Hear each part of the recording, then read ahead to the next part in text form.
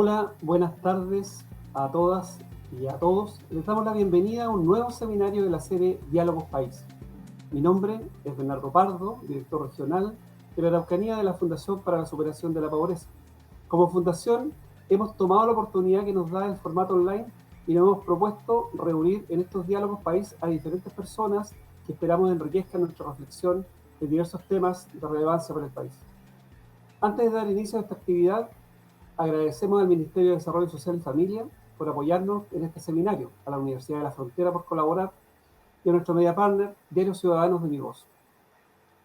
Los efectos sociales y económicos de la pandemia, sumados a las consecuencias de la crisis social, cambio climático y las distintas condiciones que han presentado los territorios a lo largo del tiempo, nos hacen reflexionar sobre los desafíos que implica la administración y en particular la gobernanza de lo que hoy se conoce como los bienes comunes.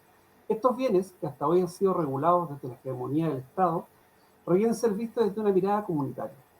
En efecto, los actores locales que habitan y utilizan el agua, el borde costero, las áreas silvestres, se han relacionado a partir de institucionalidades locales, y son estas las que debemos mirar para co-crear estrategias que nos permitan superar la pobreza y trabajar en oportunidades para el desarrollo sostenible e inclusivo. Es por esto que en esta ocasión hemos invitado a un panel de lujo, quienes nos entregarán luces respecto a este tema y nos aportarán desde su conocimiento y experiencias en generar esta nueva conversación de Diálogos País, que hemos denominado Gobernanza de los Bienes Comunes, un paso hacia mejorar la capacidad de agencia de los territorios. Gracias a la flexibilidad y a la oportunidad que nos dan estos medios, es que podemos contar con Mauricio García, académico del Departamento de Ciencias Sociales de la Universidad de la Frontera. Él está en la ciudad de Temuco hoy día. Desde Temuco se conecta. Con Karen Berlin, académica de la Facultad de Ciencias Económicas y Administrativas de la Universidad de Valparaíso. Se conecta desde Valparaíso. Y a José Meliñir, dirigente social de la comunidad de Quinquén. Él se conecta desde la localidad de Calma, en Lonquimay. Muchas gracias por acompañarnos en este nuevo Diálogo País. Antes de dar paso a nuestros panelistas, les invitamos a dejar sus preguntas en el chat del Facebook. Estamos transmitiendo en Facebook. Todos ustedes deberían estar viéndonos por ese espacio. Después de las presentaciones, recogeremos algunas de las preguntas y las haremos al final del diálogo. En la primera presentación del día de hoy, en manos de Joaquín Meliñir, miembro de la comunidad de Quinquén, territorio indígena de conservación, socio y presidente de la Sociedad de Turismo Mapuche de la Araucanía, miembro además de la red de territorios y áreas conservadas por pueblos indígenas y comunidades locales en Chile. Actualmente se desempeña como delegado municipal del territorio sur de Calma en la comuna de Lonquimay. Joaquín, bienvenido y gracias por participar en este seminario. Gracias, Bernardo. Marimari Compu Peñi, Marimari Compu Lamien. Un saludo cordial a todos los que hoy en día nos escuchan.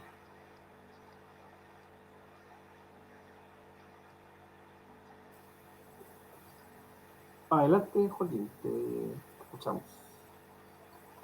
Ya, bueno, yo vengo de una comunidad indígena de Quinquén. Para muchos es una comunidad emblemática que durante la década de 80 y 90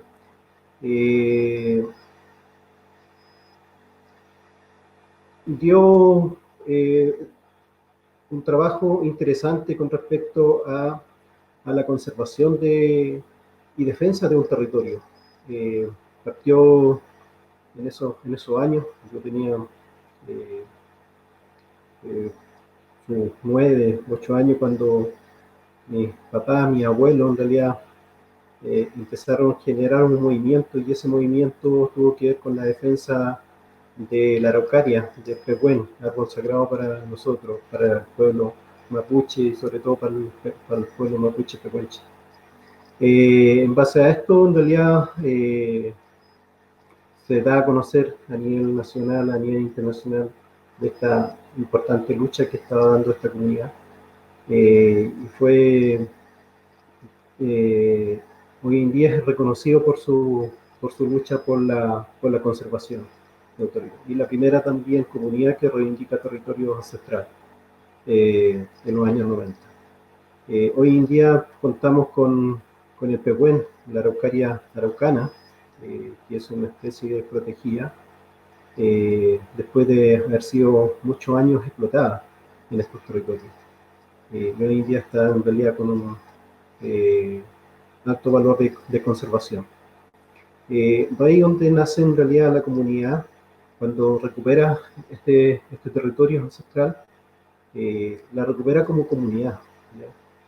Una de las comunidades que se mantiene de forma su espacio territorial de forma comunitaria.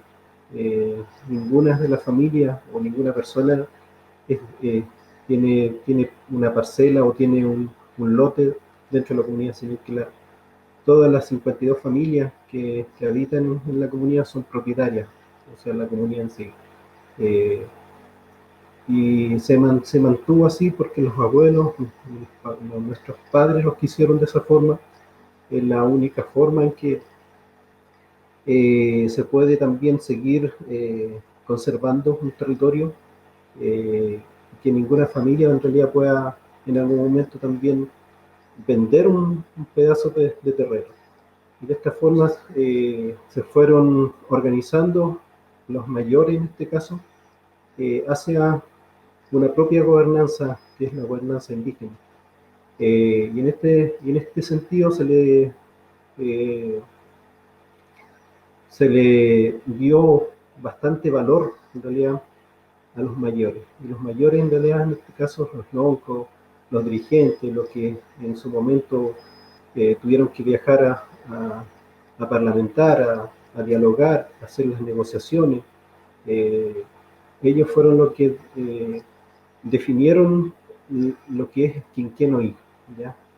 Y de esa forma también empezamos también a conocer o a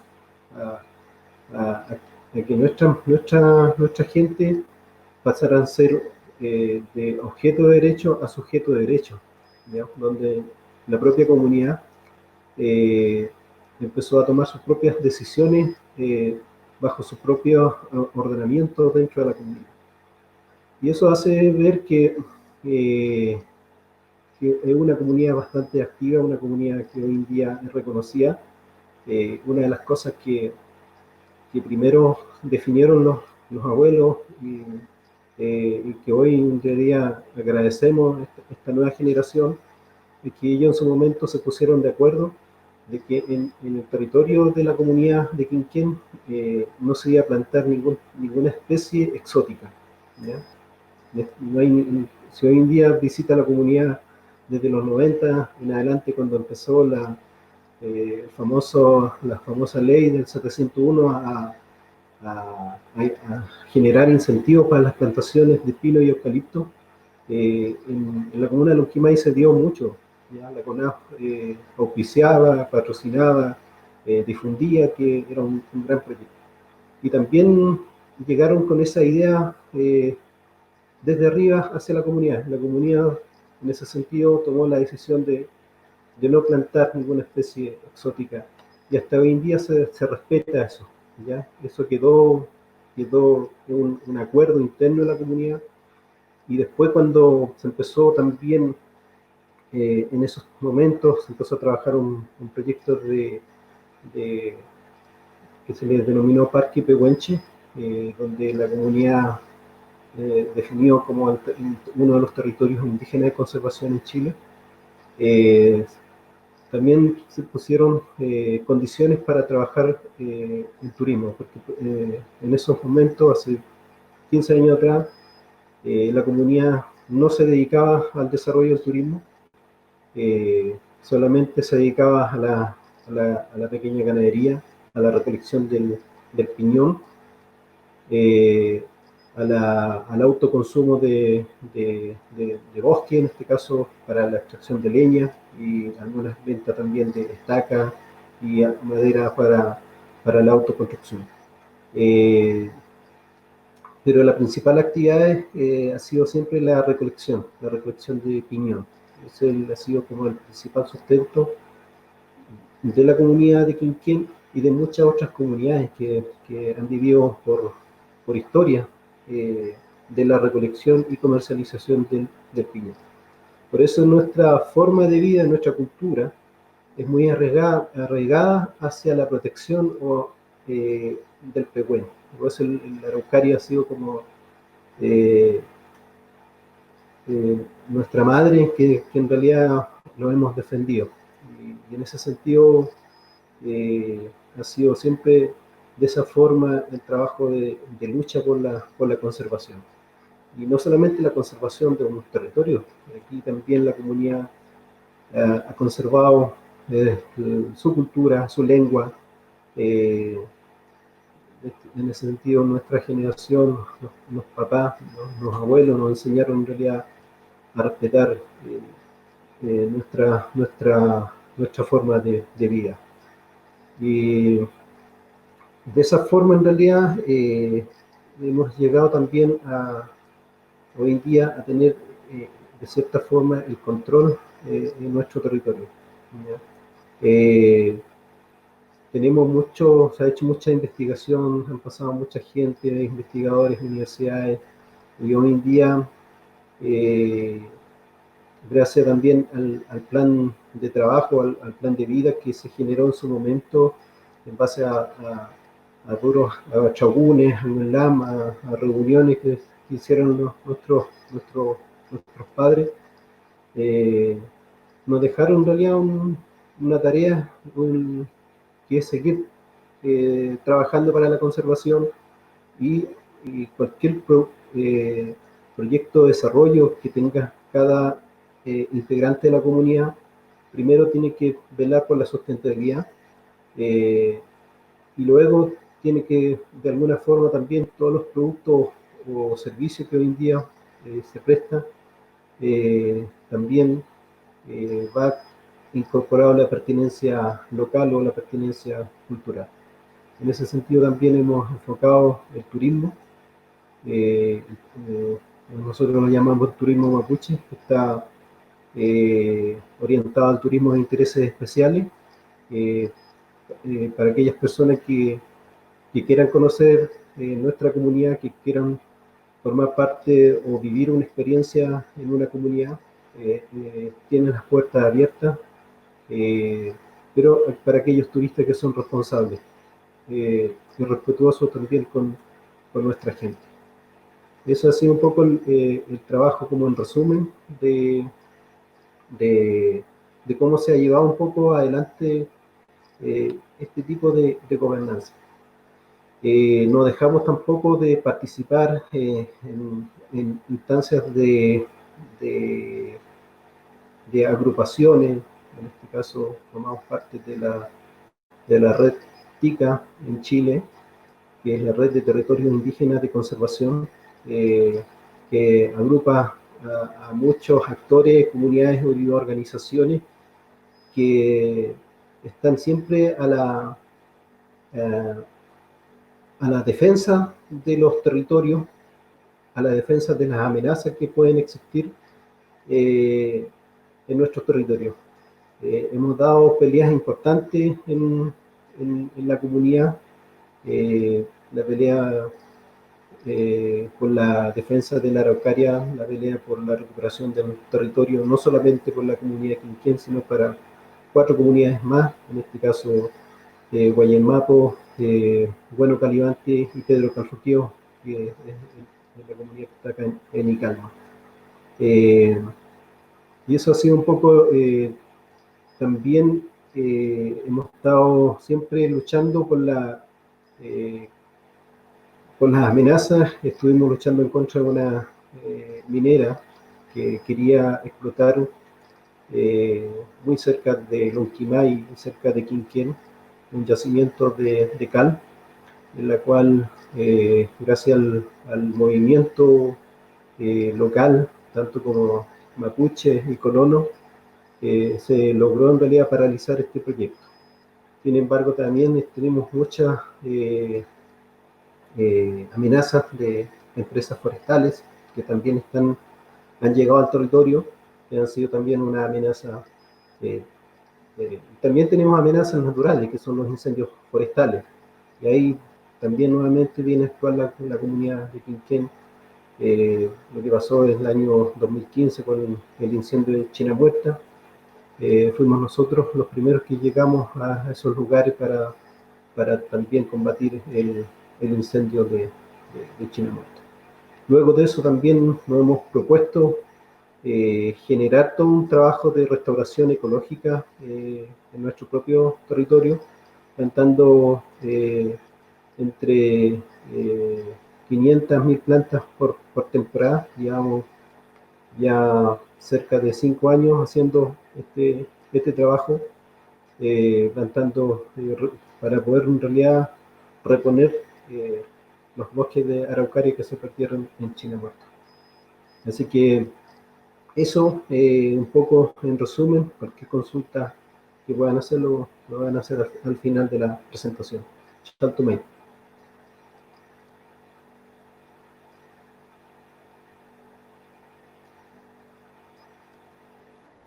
Muchas gracias, Joaquín, por reflexionar junto con nosotros en este nuevo diálogo país.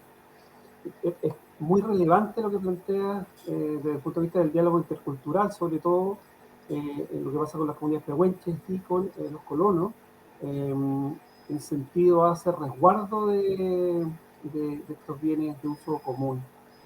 Les recuerdo que pueden dejar sus preguntas en el chat de Facebook. Después de las presentaciones les vamos a recoger para hacérselas a nuestros invitados al final del diálogo. Ahora dejaremos con ustedes a nuestra siguiente invitada. Ella es Karin Berlian, doctora en Ciencias Económicas de la Universidad de Grenoble, Francia, máster en Ciencias Sociales y Economía en París y profesora de Filosofía de la Universidad Metropolitana de Ciencias de la Educación, el ex pedagógico. Ha realizado publicaciones y participado en diferentes congresos internacionales abordando tópicos como redes económicas, sustentabilidad, economía feminista, economía con enfoque de género, economía institucional, especialista en el estudio de dinámicas de cooperación y procesos de autoorganización en la economía solidaria. Actualmente, Karin es académica e investigadora de la Facultad de Economía de la Universidad de Valparaíso y la encargada de la Unidad de Igualdad integrante de dicha universidad. Bienvenida, Karin. Gracias por participar en este seminario. Gracias, Bernardo. Bueno, muchas gracias también al compañero por la intervención anterior. Yo creo que nos abre el espacio de la reflexión respecto a este tema, ¿no? De los bienes comunes por el cual el día de hoy estamos aquí convocadas y convocados. Eh, Me parece que lo primero, porque son varias cosas que a mí, mientras Joaquín iba hablando, y me iban pasando, así como que iba pensando en una cosa, en otra, ¿no? En el proceso, por ejemplo, constituyente, en la limitación de cuál es el bien privado versus este bien común, ¿cierto? Entonces, ¿qué significa esto, esta idea? Entonces, lo primero, como quisiera como situar de dónde viene esta noción, ¿cierto?, de la privatización y tener derecho de propiedad, porque a veces nos parece como que toda la vida, siempre, en toda la historia, en todas las comunidades, en todos los pueblos, lo natural ha sido organizarse económicamente asignando derechos de propiedad. Y eso es como lo primero que uno debería votar, ¿no? Eso es parte de un entramado cultural, social, histórico, político, de distribución de poder, de organización del poder en una determinada sociedad y en nuestro caso esta definición, ¿cierto?, de la propiedad privada que llega a ser tan relevante como que aparece en nuestra Constitución, o sea, en el artículo 19 de la Constitución aparece como el derecho, lo estaba buscando acá, no lo encuentro al tiro, así que no voy a perder el tiempo, pero es algo así como que todas las personas tienen el derecho, ¿cierto?, a apropiarse y a privatizar, a tener, y entonces está asociado esto como que lo que está bien y todos aspiramos, ¿cierto?, claro, naturalmente, a sostener la vida, a tener un espacio para la reproducción y producción de la vida, y creemos que el único mecanismo que existe, es este mecanismo que es a través de el derecho de propiedad privada. bueno, que naturalmente eso lo podemos leer desde varios aspectos, porque si lo leemos, uno sería naturalmente desde la modernidad, la aparición del capitalismo en sociedades precapitalistas, era normal que existieran al contrario los bienes comunes. De hecho, como los primeros estudios de los bienes comunes vienen de la Inglaterra justamente precapitalista, o sea, no cómo se manejaban esos recursos y eso qué significaba en términos de la organización social. Entonces ahí es donde viene la otra reflexión entre capitalismo y patriarcado, que dice, bueno, parte de la estructura patriarcal de la sociedad en que estamos tiene que ver justamente, que eso es lo que dice la Silvia Federici, ¿cierto? Tendrá que ver con esta organización respecto a la propiedad privada y los roles que se van a asignar para lo productivo y lo reproductivo para las mujeres. Entonces, ya no está el espacio común, por lo tanto, las mujeres van al espacio de lo reproductivo y se quedan al interior de la casa. Entonces, también es como la estructura después de las desigualdades de género también va a estar asociada, ¿cierto?, a esta idea de la propiedad privada y cómo las sociedades se van a organizar y van a organizar su vida productiva y reproductiva en torno a esto. Pero claro, cuando ya en este paradigma, ¿cierto?, capitalista que va a decir que la solución, que, que en el fondo es lo que manda, es lo que está detrás de todo esto que estamos viendo, ¿no? No solamente el capitalismo desde el derecho, sino que también el individualismo metodológico, es decir, que las personas van a ser es como que vivimos de manera individual, ¿cierto? Como que las personas tomamos decisiones de manera individual y nuestras decisiones, como son de manera individual, siempre van a seguir una lógica egoísta. Y eso es lo que nos dice la teoría económica clásica, neoclásica, y dice que al final, como todos tratan de tomar las mejores decisiones en términos aditivos, va a terminar ocurriendo lo mejor para todos.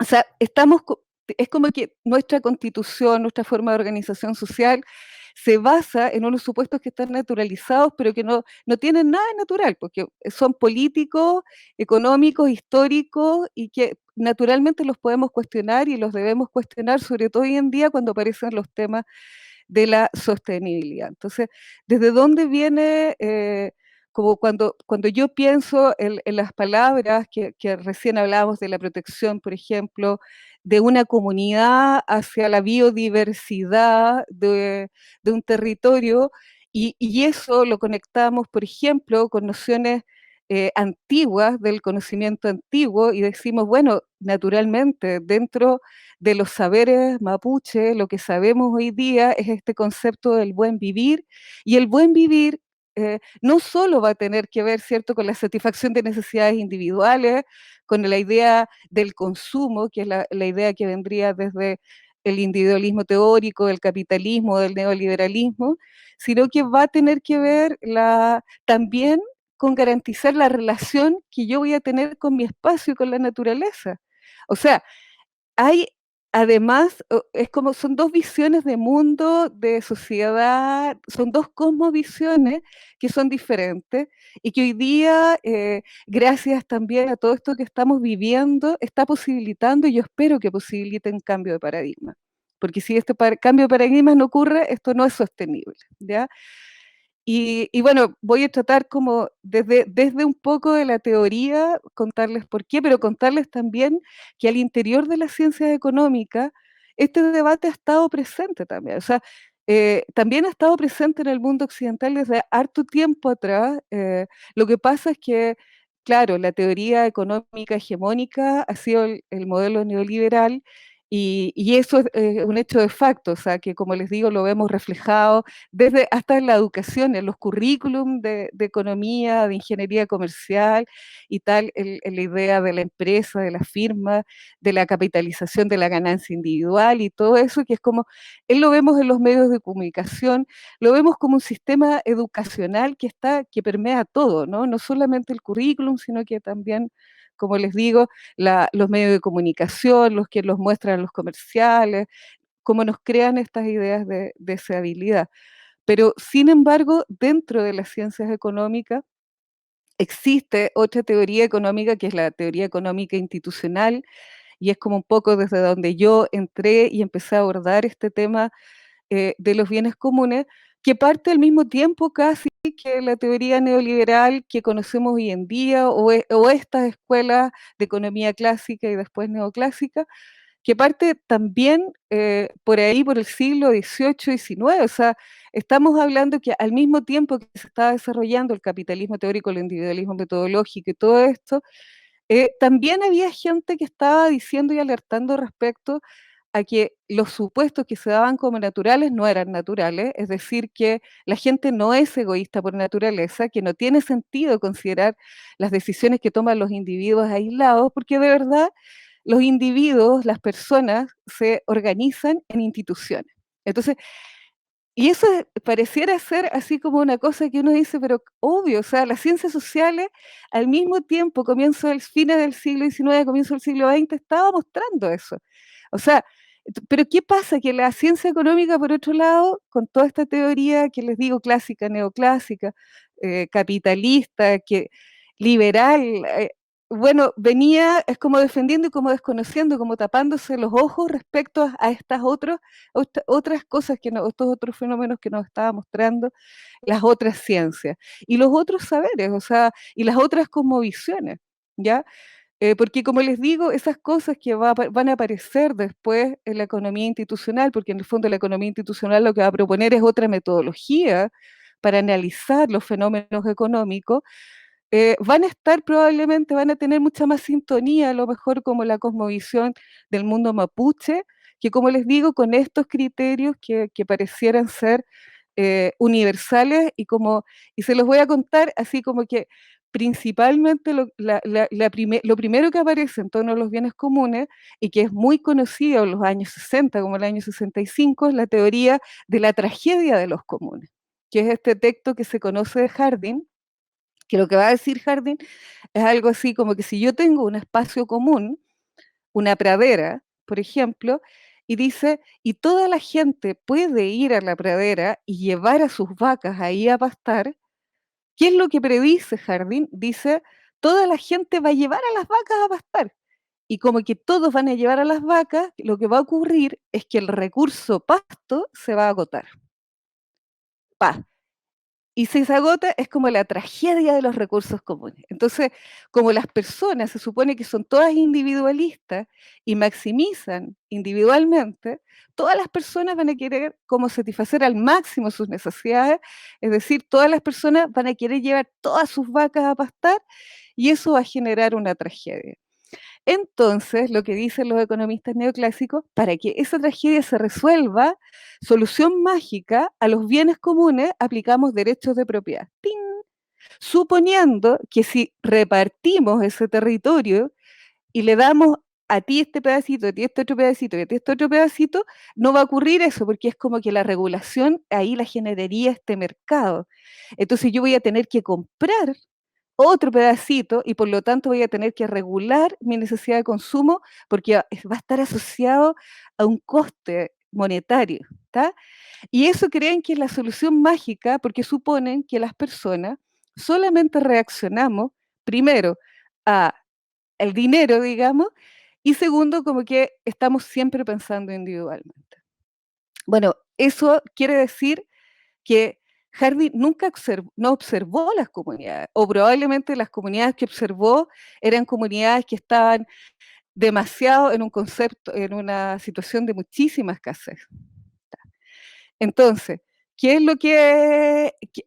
lo que va a observar después? Y van a venir todos los análisis desde la economía institucional que van a decir, eso en la práctica no ocurre. Y no ocurre, en las comunidades no ocurre eso. Y eso es el trabajo que después va a hacer Lynn Armstrong, que le da el premio Nobel, pero premio Nobel, la primera mujer premio Nobel recién el año 2009, o sea, muchísimos años después. Pero entre medio lo que tenemos son muchos estados generando ¿qué?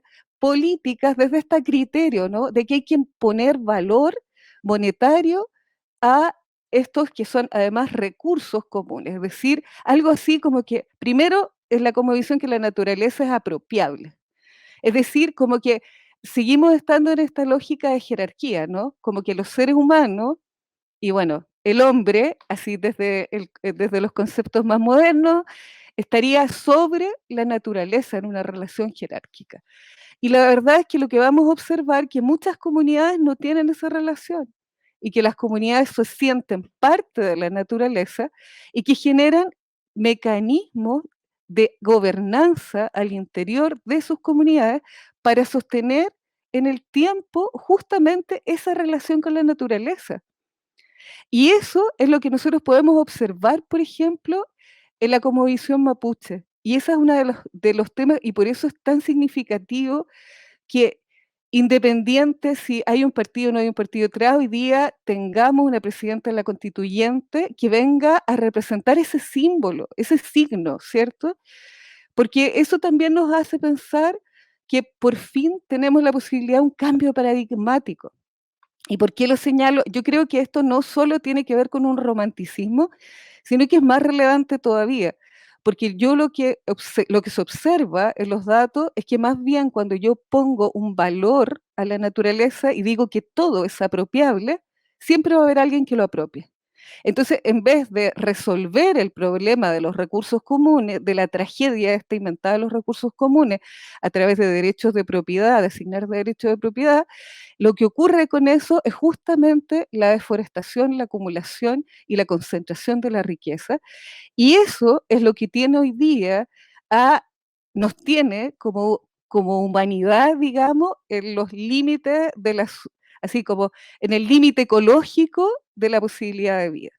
Y básicamente, si pensáramos en qué tipos de bienes comunes deberíamos sentarnos a discutir y conversar en nuestras comunidades, uno tiene que ver con los bienes comunes globales, que justamente donde está la biodiversidad, que hablaba el compañero, pero también ahí está el cambio climático, o sea, el saber común, los, todo el conocimiento que hoy día tenemos cuando vemos además estos portales que le ponen precio a esto a otro, estos que se apropian de las propiedades intelectuales, de los saberes locales, eso, por ejemplo, deberíamos hacer movimientos para tener disponibilidad de acceso a recursos hoy día para todo el mundo disponible de forma gratuita, ¿cierto? Entonces, hoy día el saber y gracias a las redes, uno podría decir, esta posibilidad de estarnos conectando también nos permite intercambiar este conocimiento y eso es parte de un bien común que es global. Pero también hay otros bienes comunes que son locales, ya, como por ejemplo el agua, el río, ¿cierto? El bosque, el manejo del bosque, el manejo de una zona donde tenemos el mar al frente y tenemos recursos pesqueros, entonces también nos podemos poner de acuerdo. Y ahí, en esos espacios, yo creo que lo que deberíamos garantizar a propósito de los procesos constituyentes es la soberanía de las comunidades para la autorregulación, justamente para que sean las comunidades quienes puedan delimitar el uso colectivo de estos recursos comunes. Entonces, para el caso de los recursos locales, el bien común local debería haber una forma de abordaje y para el caso de los bienes comunes globales deberíamos pensar otra porque es una naturaleza diferente. Y tenemos que mirarlo así, porque cuando pensamos en por ejemplo, en la privatización, está el derecho de propiedad, bueno, el derecho de propiedad puede afectar un bien común global. Si tú vas, independiente que tu propiedad sea tuya, pero si tu propiedad es tuya y era una propiedad donde habían, no sé, un bosque esclerófilo y tú vienes y lo talas y lo sacas de ahí, tú estás afectando el ecosistema y la biodiversidad de ese ecosistema y estás atacando un bien común global. Entonces, ninguna decisión privada, y eso debería estar regulado en la Constitución, podría afectar algún bien común global. Eso, seguimos conversando después de las preguntas.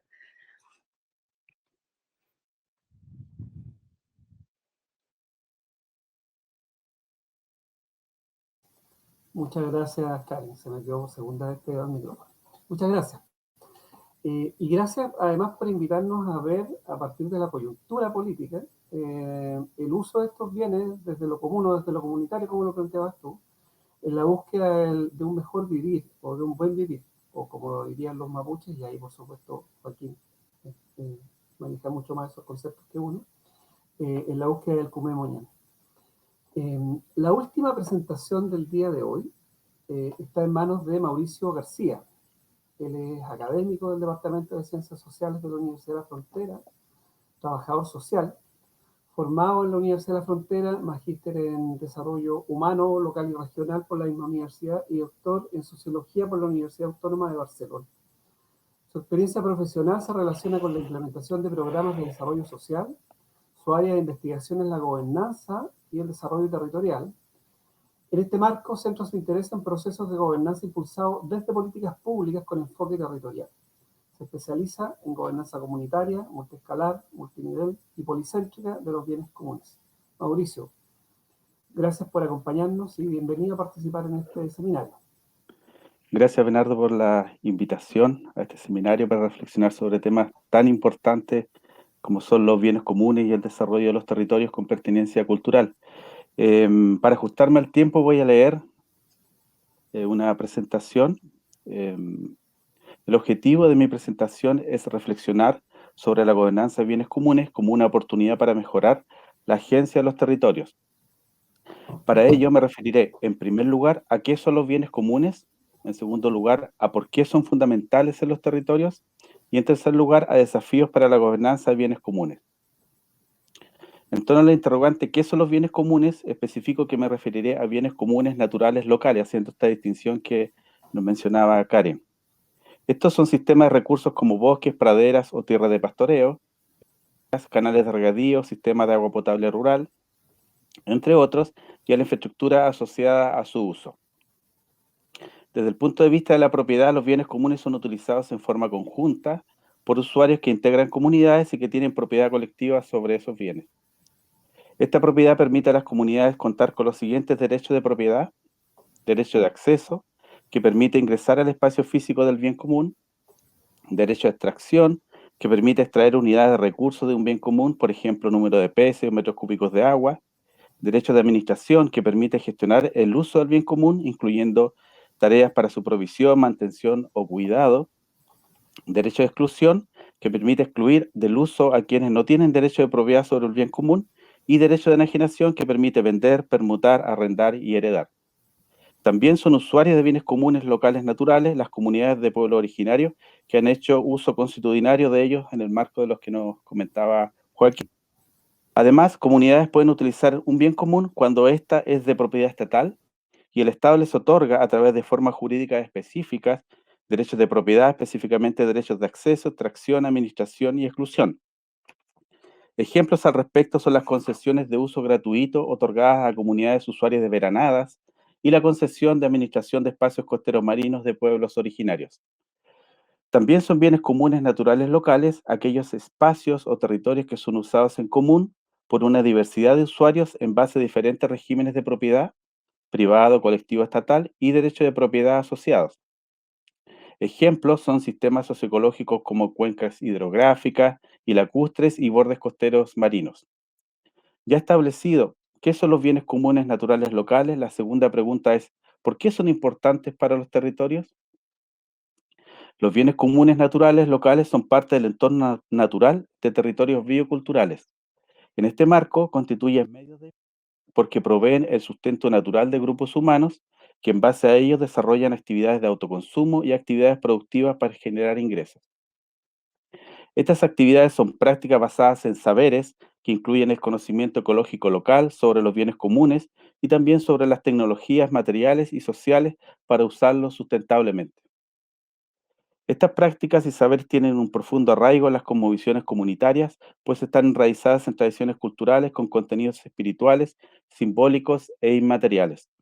Desde una perspectiva socioecológica, los bienes comunes proveen servicios ecosistémicos, específicamente servicios de suministro de alimentos, materias primas para la generación de energía y hábitats residenciales, servicios de regulación de ciclos naturales que reducen la ocurrencia de catástrofes naturales, entre otros, y servicios culturales, espacios de interés ceremonial, religioso y medicinal. En síntesis, los bienes comunes naturales locales son fundamentales en los territorios que configuran medios y modos de vida de grupos humanos y forman parte de su patrimonio biocultural. Lo anterior puede favorecer la reducción de condiciones de pobreza multidimensional, la conservación de la biodiversidad, la equidad intergeneracional y desde esto aportar a la generación de desarrollo local inclusivo, endógeno y sustentables. Es por eso que los bienes comunes constituyen una oportunidad para mejorar la agencia de los territorios, pues generan efectos positivos en ellos. No obstante, la generación de estos efectos positivos no está asegurada, lo que supone desafíos para la gobernanza de los bienes comunes. En este punto especifico que la gobernanza es el conjunto de procesos de regulación por medio de los cuales los distintos actores influyen en las acciones emprendidas y en sus resultados. Dicho esto, existen tres desafíos, a mi juicio, para la gobernanza de bienes comunes naturales locales. Un desafío se refiere a que en algunos casos no está el acceso de los grupos humanos a esos bienes, por lo que no pueden ejercer gobernanza sobre ellos. Otro desafío se refiere a casos en los cuales los grupos humanos sí tienen acceso a bienes comunes naturales, pero no está asegurado que hagan un uso sustentable de ellos.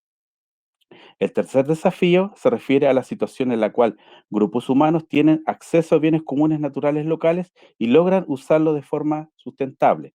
No obstante, esos procesos son afectados negativamente por circunstancias ajenas a la gobernanza comunitaria, especialmente por externalidades ambientales negativas derivadas de actividades productivas, en muchas ocasiones de tipo extractivista. En torno a estos tres desafíos es necesario visualizar la relevancia de la agencia comunitaria sobre los bienes comunes naturales locales.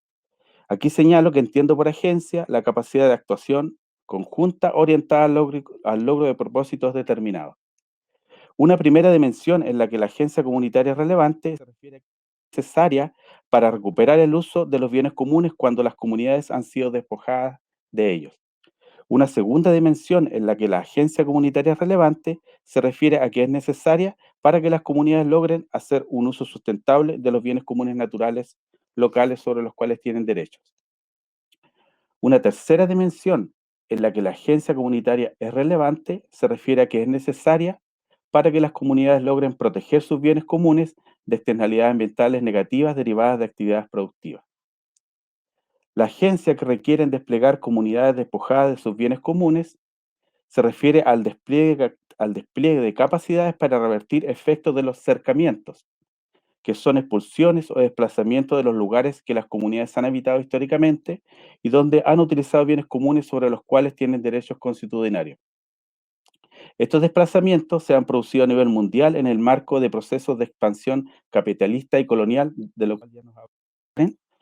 En Chile, los cercamientos se produjeron sustancialmente debido a la instauración del Estado Nacional durante el siglo XIX y la instauración del modelo neoliberal desde la década de los 70 en el siglo XX.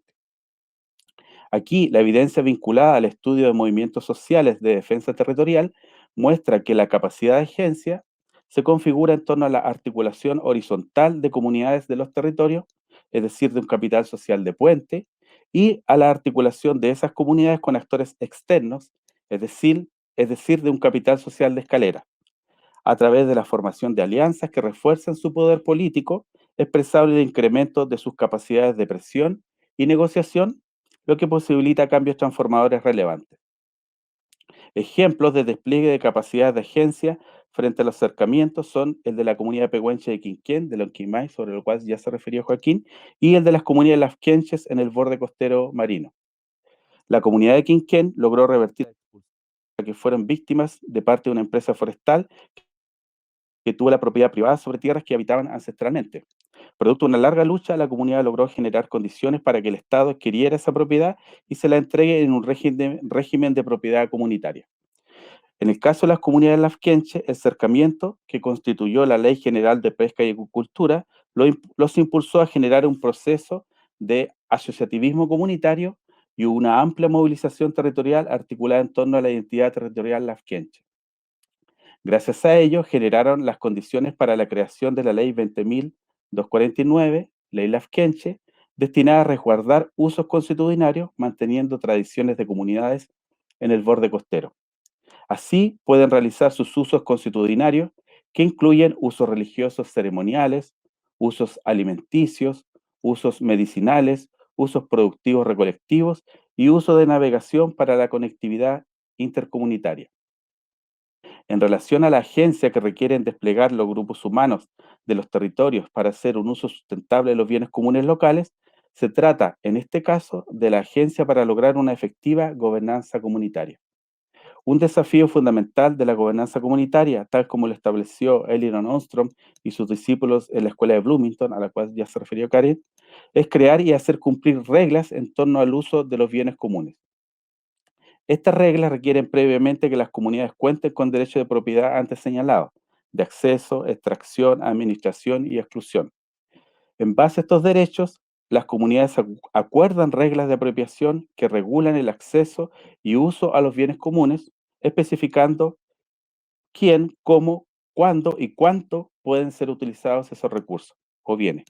También operan reglas de provisión relacionadas a tareas de administración y cuidado de los recursos naturales y además establecen reglas determinadas a hacer cumplir las reglas de apropiación y provisión. En el caso de la gobernanza comunitaria de bienes comunes realizada por pueblos originarios, es crucial constatar que los acuerdos sobre el uso de sus bienes comunes, expresados en reglas informales y las prácticas que se derivan de ello, están inmersas en su conocimiento socioecológico tradicional. Continuando con los ejemplos presentados, en el caso de la comunidad de Quinquén, las familias regulan los usos de sus bienes comunes a través de un sistema de gobernanza que incluye reglas informales de apropiación y provisión. Desarrollan una economía de autosustento que incluye invernadas en los sectores de residencia, que corresponde a sectores bajos, donde recolectan el piñón, como dijo Joaquín. Se ocupan de cultivos y la crianza de ganado menor utilizados para el autoconsumo y la venta en mercados locales. En el caso de las comunidades lafkenche, producto de la ley lafkenche, el Estado les otorga derechos de propiedad para administrar espacios costeros marinos originarios operacionalizados a través de planes de administración que constituyen un instrumento de gobernanza del espacio costero marino como un bien común. Finalmente, en relación a la agencia que requieren desplegar comunidades para proteger sus bienes comunes de externalidades ambientales negativas, al igual que en el caso de los cercamientos, son fundamentales las articulaciones horizontales y verticales que permiten reconfigurar relaciones de poder. Un ejemplo es el caso de comunidades lafkenche en la comuna de San José de la Mariquina, quienes se pusieron a la instalación del ducto de Selco. Posteriormente, la Asociación de Comunidades de ese territorio solicitó la administración de un espacio costero marino de pueblo originario en el marco de la ley lafkenche. No obstante, el proceso de defensa continúa porque han visto amenazada la posibilidad de ejercer gobernanza sobre esos bienes debido a la eventual concesión de un área de manejo y explotación de recursos pesqueros solicitada por la empresa Arauco Planta Valdivia. En síntesis, y para terminar, he señalado que los bienes comunes naturales locales son fundamentales para los territorios, pero para disponer de ellos, las comunidades deben generar y desplegar capacidades de agencia. Esto no solo se orienta hacia el uso sustentable de los bienes comunes, sino además a un incremento del control de decisión sobre ellos, como estableció Joaquín, lo que implica la reivindicación de derechos constitucionarios y la resistencia a los embates de hondo calado del extractivismo. Desde esta perspectiva, la relación de las comunidades con sus bienes comunes naturales locales, además de situarse en el plano económico, cultural y ecológico, se sitúan en el plano político. Eso es, Bernardo. Muchas gracias.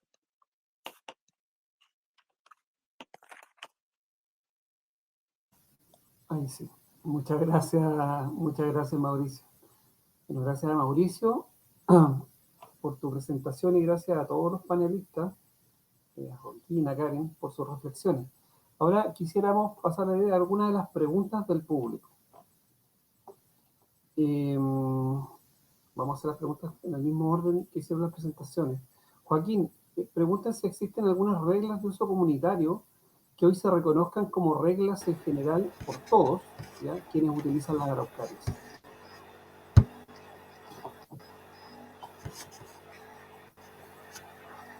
Sí.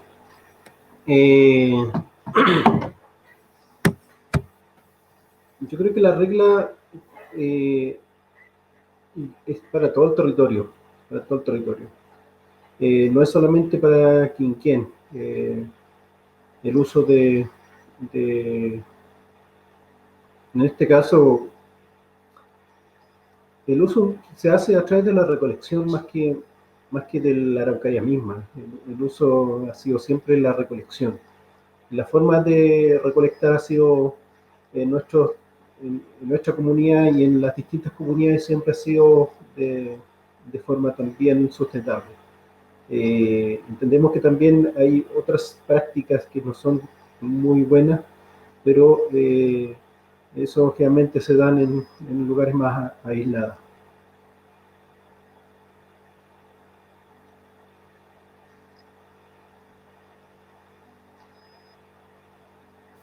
Hay una pregunta para Karen.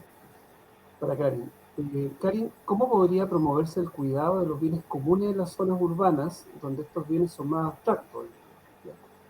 Tienen que ver con recursos socioculturales de las comunidades, y parece que hoy día las políticas públicas no las están visibilizando. Claro, como les señalaba, yo creo que hoy día, así, imagínense que constitucionalmente ni siquiera aparecen, es más complejo que las políticas públicas lo estén visibilizando, o sea, ni siquiera hay hay un marco como de base.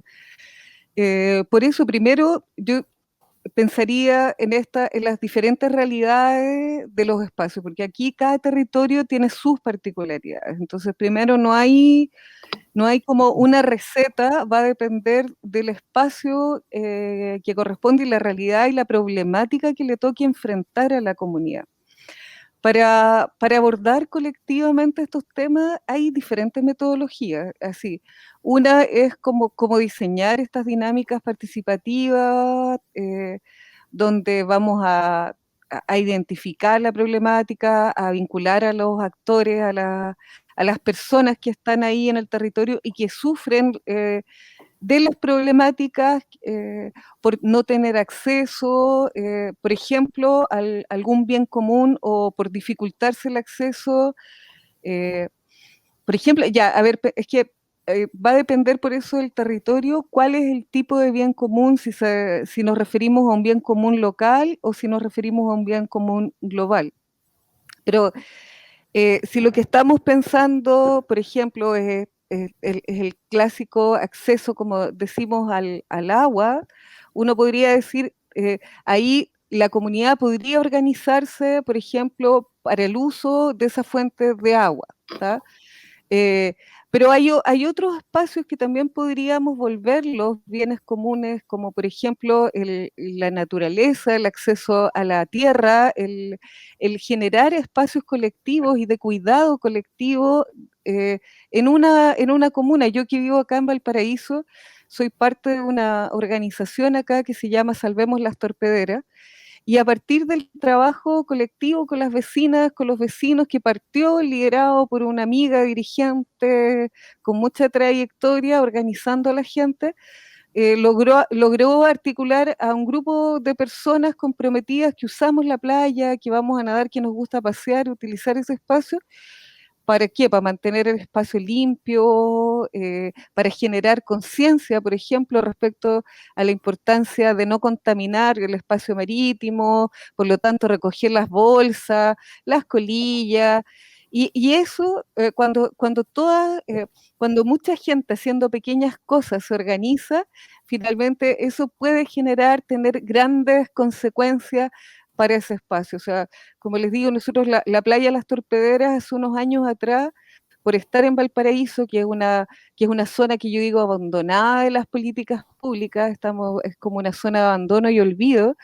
La playa había sufrido los espacios alrededor, primero mucho deterioro y después había como una cultura del no cuidado, ¿no? Entonces la gente iba ahí, comía algo, tenía un picnic y luego tiraba todo ahí a la playa y que se lo llevara al mar. Entonces la playa estaba, tú te querías meter al agua a nadar y te encontrabas desde palitos de helado, bolsas de helado, hasta pañales. O sea, así era la playa Las Torpederas. Imagínense cuando entra eso al mar, además los peces, toda la biodiversidad, todos los grupos, las comunidades que habitan, que son invisibles a nuestros ojos, pero que están habitando ahí, estaban ultra contaminadas, no existían, deterioradas. Entonces al final con nuestras conductas individuales, estábamos generando un daño. Pero cuando nos damos cuenta de eso y nos organizamos y empezamos a decir, bueno, vamos a ir colectivamente a recoger la basura a la playa, vamos a empezar, a lo mejor la gente bota la basura porque no sabe, entonces se empieza a generar esa cultura, a trabajar con las escuelas, van los niños y las niñas, y de repente esa playa, que era un lugar abandonado, se transforma en un paraíso. Entonces, eso es como un ejemplo, yo creo que súper concreto, y por eso les digo, va a depender del territorio, del lugar, de la realidad, también de la población que está ahí, cómo lo abordamos. Ahora, lo interesante es que cuando, por ejemplo, se resuelve un problema como ese, que era un problema público, que nos afectaba a todos y que no solamente resolvemos el problema público, sino que además construimos comunidad. Y esa organización nos permite resolver juntas y juntos otros problemas, como por ejemplo ahora la pandemia del COVID. O sea, cómo la gente se organiza para generar mecanismos de solidaridad y para apañarse comunitariamente, para resolver el problema de la vecina que está sola, como el problema de la alimentación. Entonces empiezan a aparecer muchas cosas que tienen que ver con nuestro buen vivir, con nuestra calidad de vida, que no pasan por dinero, sino que pasan por los vínculos. Y yo creo que ese es el cómo generar los vínculos y cómo volverlos estables en el tiempo es como el desafío. Y para eso, la receta es generar mecanismos para asegurar la confianza. Y la confianza tiene que ver con la transparencia de la información y con generar estos mecanismos de comunicación. Como decía por ahí alguna vez un dirigente, lo escuché, es como tener un vidrio transparente donde yo puedo saber, predecir lo que va a venir. Y cuando ya nos acostumbramos a esa dinámica, bueno, después la confianza se sostiene. Lo importante es que, como son dinámicas sociales, relacionales, cambian en el tiempo. Entonces hay que estar atentas y atentos colectivamente a generar esos espacios de comunicación. Y hay muchos ejemplos experimentales que muestran eso, que cuando nos organizamos, nos ponemos de acuerdo, resolvemos los problemas en relación a los bienes comunes. Si esa comunicación se distancia en el tiempo, es posible que aparezcan las prácticas oportunistas y que alguien vuelva a tirar la basura en la playa. Total, no hay nadie viendo. Pero, nos volvimos a juntar, volvimos a conversar, lo estamos discutiendo, es como que no hay que perder. Por eso es como si alguien dijera, este proceso constituyente, yo espero que no sea, que sea para quedarse, que sea una práctica de ejercer la democracia. Es lo mismo, es como la olla común. La olla común no solamente permite resolver el problema del hambre, sino que nos permite encontrarnos. Ojalá que las ollas comunes siguieran, no como una práctica de sobrevivencia, sino que como una práctica de hacer comunidad. Entonces, es como que ese es el mecanismo. Si cuando viene, no es que haya una receta, sino que es la misma comunidad la que tiene que definir cuál es su mejor receta y llegar a ese acuerdo, discutirlo, conversarlo, hablarlo. Esa es como la respuesta que yo podría avanzar a la pregunta, pero sin duda hay mucho más, ¿no? Muchas gracias, Karin.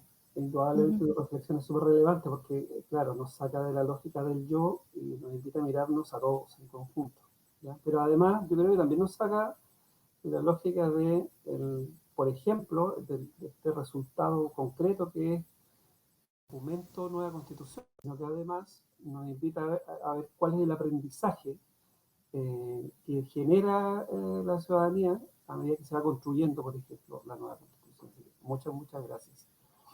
Mauricio,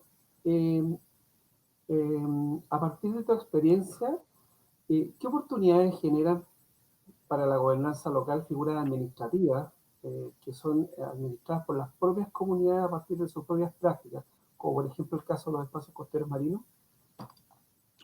Yo creo que genera una oportunidad muy grande, porque por una parte el proceso de solicitud de los espacios costeros está basado en procesos participativos en los cuales se han implicado las comunidades, y desde eso ellas han reflexionado sobre sus usos constitucionarios, ¿verdad? Sus prácticas culturales.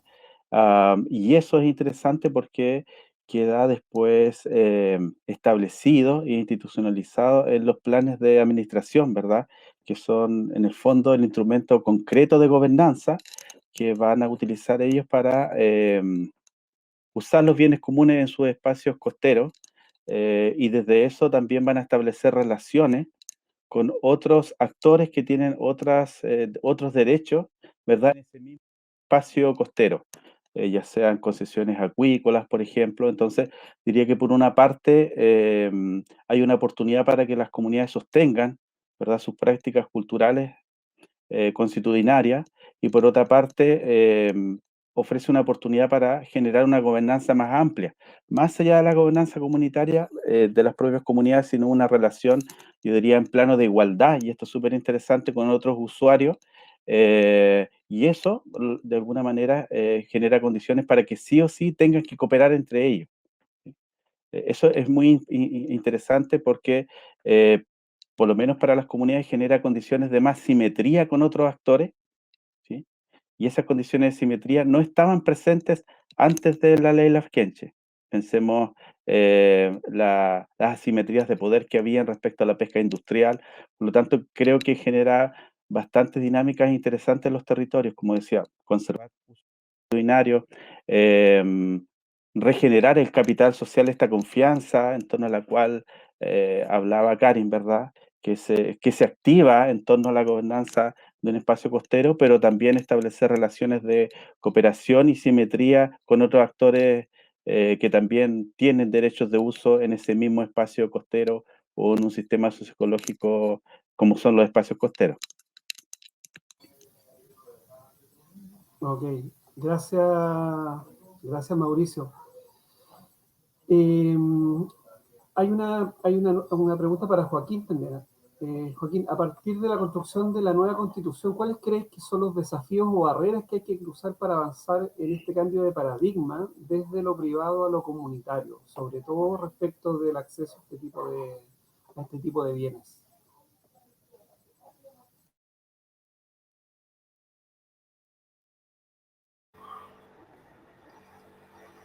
Ahí sí, micrófono.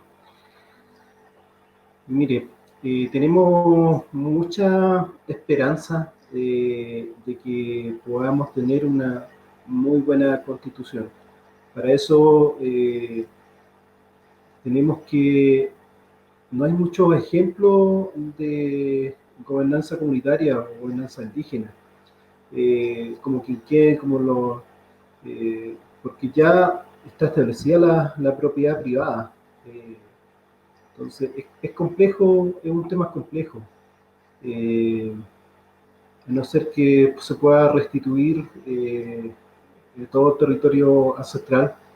Eh, para eso, la- lo que se viene es generar en realidad un acuerdo de cómo eh, podemos incidir en la nueva constitución. Ahora, el reconocimiento a que las comunidades que hoy día están ejerciendo esta, esta, esta forma de trabajar, que también sea validada o sea reconocida.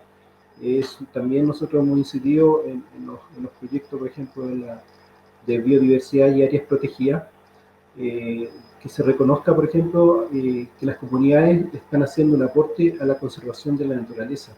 Y eso el Estado no lo ha reconocido, ¿ya? Solamente reconoce las categorías de parque, de monumento, de reserva, pero no reconoce, por ejemplo, el trabajo que han hecho las comunidades. Y espero que en la nueva Constitución también se pueda abordar este tema.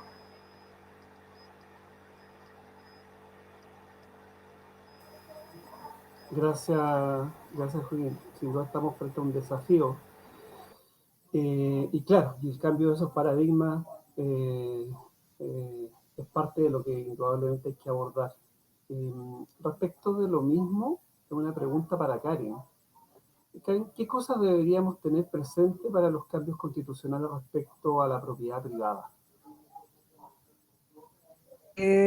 Bueno, yo creo que el tema, esto de los ahí pensar en los bienes comunes globales, incluir como esa dimensión.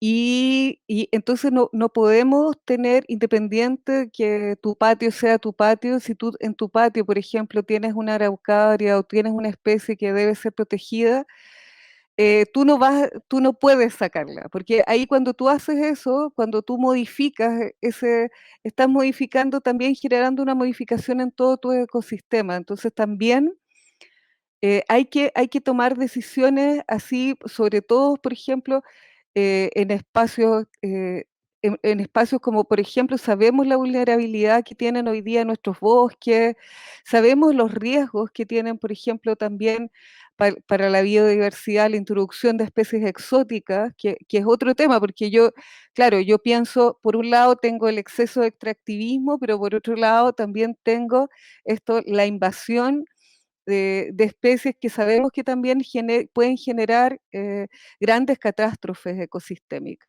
Entonces, hay que pensar en que la propiedad privada, el uso de la propiedad privada no puede finalmente generar un impacto sobre los otros, ya las otras. Eh, entonces tendríamos que pensar en todos los límites ecológicos que tenemos hoy día. Tendríamos que pensar, por ejemplo, en el cambio climático. Por lo tanto, cuando vamos a hacer inversiones, por ejemplo, la industria debería tener en consideración la emisión de CO2. Debería tener, por ejemplo, la huella de carbono cuando hablamos del comercio internacional y generar más flujos, ¿cierto? Y exportaciones y tal. Bueno, pero también eso tiene que tener un techo. Porque si el techo no lo visibilizamos nosotros, es la naturaleza la que lo visibiliza y el impacto nos va a llegar muy pronto. O sea, estamos viviendo en un momento donde a propósito del cambio climático, están ocurriendo cosas como que las mareas están creciendo. Entonces, eh, antes donde había una playa, por ejemplo, hoy día ya no hay playa, eso es mar. Entonces, esos son parte así súper concretos, no sabemos cuáles van a ser, todavía no tenemos idea de todo el impacto que están generando este cambio de cultura de consumo que tenemos de los años 80 en adelante.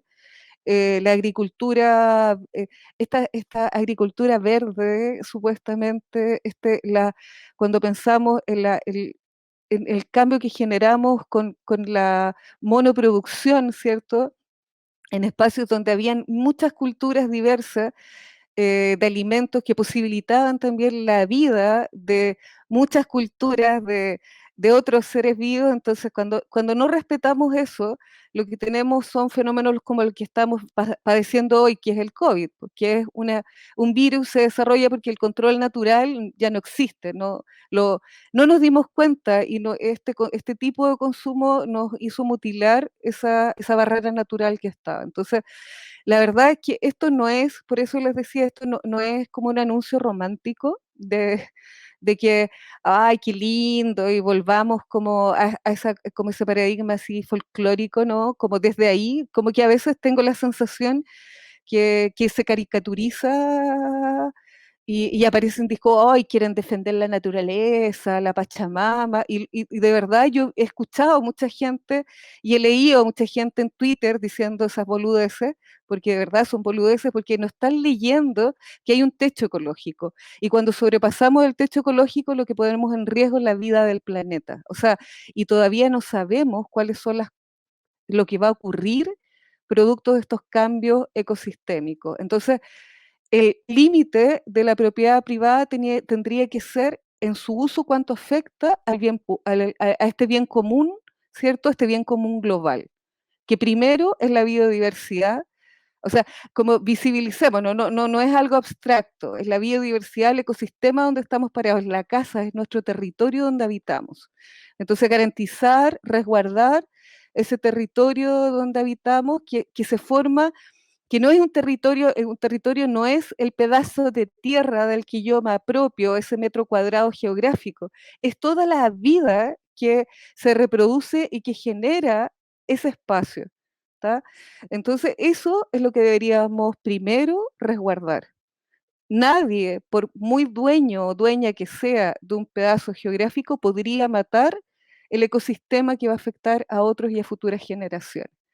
Entonces, esa es como que si hubiera un llamado, que yo creo que debería ser así como una bandera, tendría que ser eso, la protección de la biodiversidad. Respecto a la restauración de la biodiversidad es más complejo, así que ahí yo prefiero no hablar, porque también eso, sabemos que cada vez que la mano de las personas intervienen, podemos dejar la escoba, porque no somos la naturaleza, ¿no? Somos parte de la naturaleza. Gracias. Gracias, Karen. Bueno, efectivamente nos invitas a reflexionar y a hacer este cambio de paradigma. Parece que, bueno, no solo tú, Mauricio, Joaquín también, ¿ya? Porque parece ser nuestro modelo antropocéntrico es el que nos tiene medio complicado. Entonces hay que empezar a entender que no somos el centro, sino que somos parte de, y desde ese punto de vista tenemos la responsabilidad también. Mauricio, quería hacerte una pregunta. ¿Sabe o conoce o puede relatarnos algunas experiencias de algunos países que hayan logrado resolver o avanzado en el tema de la gobernanza en función de los bienes comunes? Respecto de los temas que son súper polémicos, ¿ya? El tema de la propiedad privada respecto al acceso o las montañas en general, el acceso a las playas, a los lagos, ¿ya? Para tratar de ver alguna luz al final del túnel. ¿Alguien ha avanzado, ha logrado avanzar? Bueno, una pregunta muy interesante. Yo, bueno, primero, absolutamente de acuerdo con lo que planteaba Karin. Pensaba en la discusión de la propiedad privada de la Constitución y recordaba cómo se consagraba la propiedad de la Constitución del 25 en Chile, en donde se hablaba de la función social de la propiedad. Y además esa Constitución inspirada en la Constitución mexicana que hablaba de lo mismo. Entonces, yo creo que habría que replantear la función de la propiedad en términos de función social basada en derechos, ¿verdad? Derechos culturales, sociales, humanos, pero también la función, como decía Karen, una función ecosistémica o ecológica de la propiedad. Y el límite justamente es cuánto afecta a los bienes comunes globales. Así que absolutamente de acuerdo. Y respecto a experiencias exitosas, bueno, hay experiencias exitosas en muchos lugares del mundo. De hecho, Ostrom, como mencionaba Karen, en un trabajo de campo de décadas, recogió mucha evidencia justamente para evidenciar que Harding equivocado, ¿verdad? Y que las comunidades sí eran capaces de hacer un uso sustentable de los recursos naturales. Por lo tanto, yo creo que hay más bien experiencia a nivel local exitosa, ¿sí? Y que también tienen que ver con tipos de bienes comunes específicos situados en territorios específicos, ¿sí? Más que experiencias a nivel nacional, ¿verdad? Vinculadas, por ejemplo, con políticas nacionales de bienes comunes donde se resuelva el tema en términos genéricos, ¿sí? Porque a nivel mundial yo diría que hay expresiones extractivistas, hay distintos niveles de regulaciones ambientales o de desregulaciones y por lo tanto diría que no hay un país que podamos identificar como globalmente exitoso en términos de una buena gobernanza general de bienes comunes en general, sino más bien yo me referiría a territorios específicos, experiencias específicas a nivel comunitario, para ver cómo indicaba Karen cuáles fueron las condiciones específicas que favorecieron soluciones específicas, asumiendo que no hay panaceas o recetas, ¿verdad? Entonces yo diría eso en general. Gracias, gracias Mauricio. Bueno, al menos ahí tenemos algunas luces al final del túnel, o a la mitad del túnel. Quería, pedirles a los tres que puedan anotar esta pregunta. Quiero hacer esta pregunta para poder cerrar además este espacio. ¿Cómo piensan que Chile puede ir abandonando su modelo extractivista primario exportador y al mismo tiempo ir dando sustentabilidad a todos los habitantes de los distintos territorios? ¿Ya? Entendiendo la diversidad territorial y geográfica que tenemos. Joaquín, cuéntanos, ¿cómo crees tú que podría cambiar?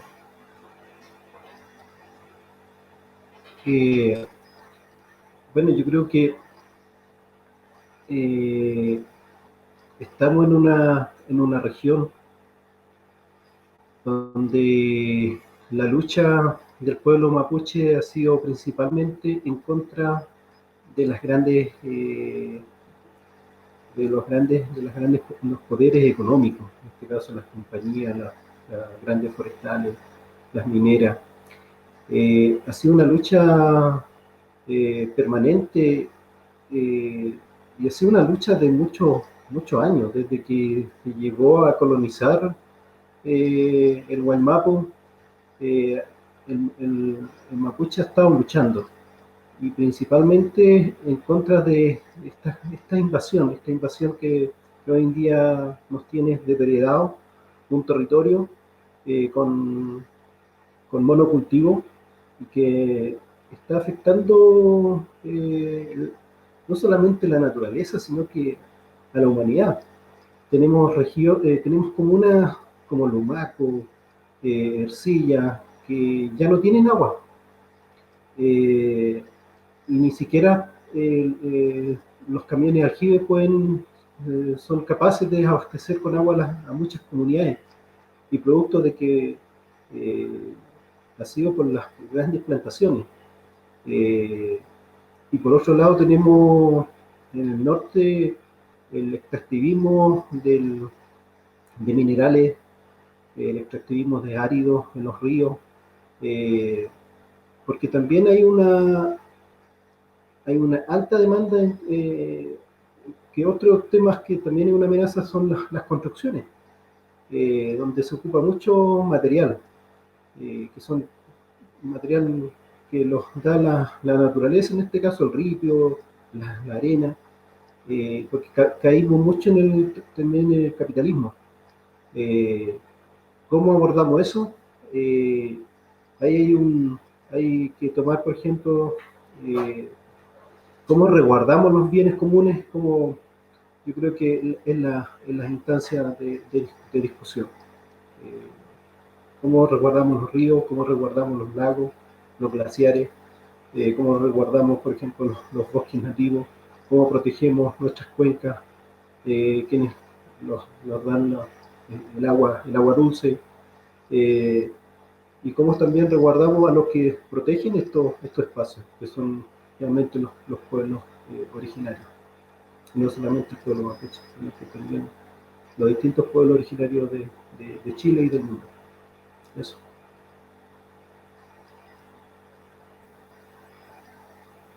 Gracias, Joaquín. Bueno, indudablemente hay eh, un rol respecto de los pueblos originarios. Yo creo que la sociedad en general lo ha asumido así, y es parte de lo que hemos visto en los últimos días en la convención, en la convención constituyente.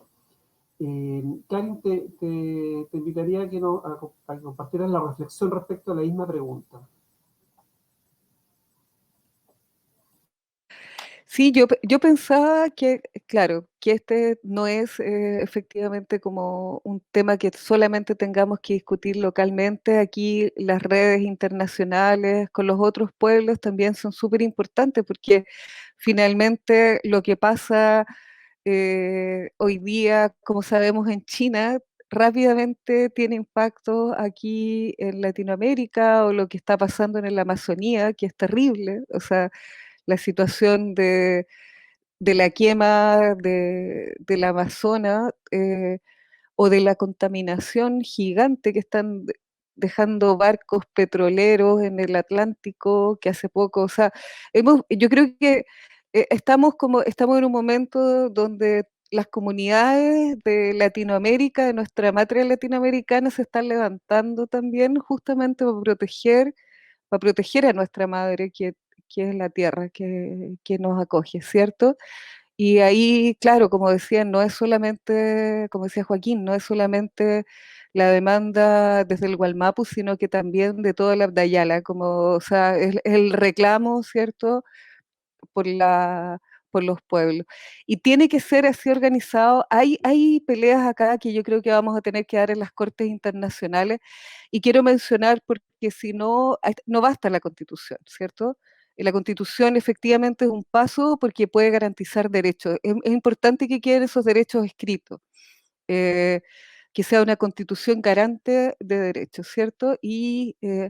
Pero, sin embargo, si se firma el TPP-11, sabemos que todo lo que estamos hablando es letra muerta porque hay acuerdos ahí comerciales, hay muchos tratados. Chile, cuando uno revisa el TPP-11, se puede dar cuenta que no es lo mismo el TPP-11 que firmó Canadá, que tiene al final un anexo donde están todas las restricciones que pone el gobierno de Canadá. El problema es que si ustedes revisan ese documento del TPP-11 van a encontrar con que las restricciones que pone Chile son 2 líneas. Entonces nosotros podemos hacer todos los cambios constitucionales, todos los cambios políticos, pero hay un acuerdo firmado y eso se va a traducir en multas, en demandas al gobierno de Chile. Entonces, es importante también entender que esta no es una pelea que tendremos que dar solas y solos, y que tendremos que dar ante las cortes internacionales, como les digo, por ejemplo, para defender también el patrimonio genético de las especies, el derecho de la semilla. O sea, hay peleas como tan básicas que hoy día están dando eh, a nivel latinoamericano. La vía campesina, por ejemplo, esa es una pelea que se viene dando ya mucho rato y que es importante levantar esas banderas. Entonces, ahí la invitación es a no mirar solo el territorio de Chile, sino en términos políticos, sino que mirarlo también en articulación con este territorio más grande que es nuestra matria latinoamericana y que sin duda ahí también demanda otros niveles de organización, pero que es importante que estén a la vista. Entonces, parte de las demandas populares tendrían que ser bloquear, por ejemplo, la firma de tratados como el TPP-11. O sea, no, hay que estar atentos, porque si eso pasa entre gallos y medianoche, eso no quiere decir que sin el TPP-11 estamos protegidos, porque ya Chile es el país que tiene más tratados internacionales firmados. Entonces, habría que hacer una revisión justamente respecto a ello para poner límites y control a las formas, primero, de producción, de exportación y lo que permitimos acá a la inversión privada y extranjera. ¿Está? Eso. Gracias, Karen. Finalmente le pediría a Mauricio que haga la reflexión respecto de cómo abandonamos este modelo también en función de dar sustentabilidad a todos quienes habitamos este territorio. Bueno, yo creo que esa es la pregunta del millón, ¿verdad? Una pregunta muy importante, muy compleja, pero comparto lo que ha dicho Joaquín y Karen. Yo creo que es necesario una parte, un cambio cultural, cambio paradigmático, como tú indicabas, Bernardo, desde una visión antropocéntrica a una más compleja, ecosistémica, y también en Chile desde una perspectiva monocultural a una realmente eh, intercultural. Yo creo que eso es importante en términos de cambio cultural. También son necesarios cambios en los paradigmas de gestión del Estado, es decir, cómo protegemos los bienes comunes en términos de regulaciones, de gestión pública. Y ahí yo creo que hay que avanzar desde un Estado que es centralista y también que tiene una gestión estadocéntrica igual, y pasar a una gestión y a una gobernanza en distintos niveles de los bienes comunes que sea más policéntrica. Yo creo que eso es importante igual. Y en términos de regulaciones, comparto lo que dice Karin, es decir, es necesario que haya un acoplamiento real entre distintas reglas y instrumentos de regulación en distintos niveles. Es decir, buenas prácticas, buenas experiencias a nivel de las reglas, formales, informales, comunitarias, pero a veces esas reglas son erosionadas, esas formas de gobernanza, por reglamentaciones de nivel superior, ¿sí? Ya sean ordenanzas, planificaciones territoriales, ¿sí? Que las tensionan, y más arriba tensiones con reglamentaciones de nivel nacional, legislaciones, código de agua, por ejemplo. Por lo tanto, se necesita un acoplamiento entre los distintos niveles y claramente el nivel constitucional, que la gran regla formal que tenemos en Chile es fundamental, ¿sí? Establecer derechos, como hemos comentado, pero que también haya un acoplamiento con las reglas de nivel internacional, como indicaba Karin, ¿sí? Porque hay amenazas institucionales, por decirlo de alguna manera, de reglas. TPP-11 es una amenaza tremenda, pero también vemos que hay ciertas reglamentaciones a nivel internacional que pueden ser factores protectores, como el convenio 169. Por lo tanto, yo diría que es fundamental que hay un acoplamiento entre distintas reglas de distintos niveles para que efectivamente la gobernanza, sobre todo a nivel local, no sea tan frágil como lo es y que también tengamos una perspectiva global. Y hay una pregunta de cómo regular también y proteger los bienes comunes globales, como planteaba Karin, que es toda una discusión muy importante y en torno a la cual hay que avanzar hacia diseños institucionales pensando en el largo plazo, visualizando los peligros que supone el cambio climático. Por lo tanto, diría que es necesario avanzar hacia cambios culturales, cambios a la gestión pública y también un acoplamiento entre reglas de distintos niveles. Muchas gracias, Mauricio, Karen, Joaquín.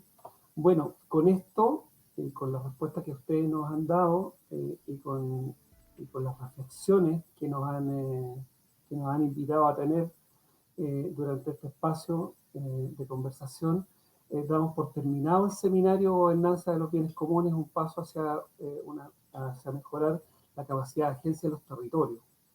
Les recordamos que los diálogos país se llevan a cabo hasta fin de año.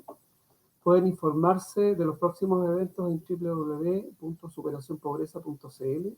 Nuevamente le doy las gracias a Joaquín, que está conectado desde Icalma, a Karen, que está conectada desde Valparaíso, y a Mauricio, que nos acompaña desde Temuco. Creemos que gracias a las oportunidades esto también es una de las oportunidades que nos ha dado la pandemia, poder contar con expositores de tal calidad desde diferentes espacios, es algo que no podemos perder ni que hay que ir aprovechándolo cada uno de los días. Así que les damos nuevamente las gracias. Agradecemos al Ministerio de Desarrollo Social y Familia, a la Universidad de la Frontera, a los diarios ciudadanos de Mi Voz, y aprovecho esta plataforma para saludar a todos los profesionales, a todos y a todas los profesionales del programa Servicio País que están desplegados en casi 100 comunas a lo largo de Chile, quienes están poniendo de sí cada día para trabajar por un país más justo, con mayores grados de equidad además. Así que muy buenas tardes a todos y a todas y nos vemos en una próxima oportunidad. Muchas gracias.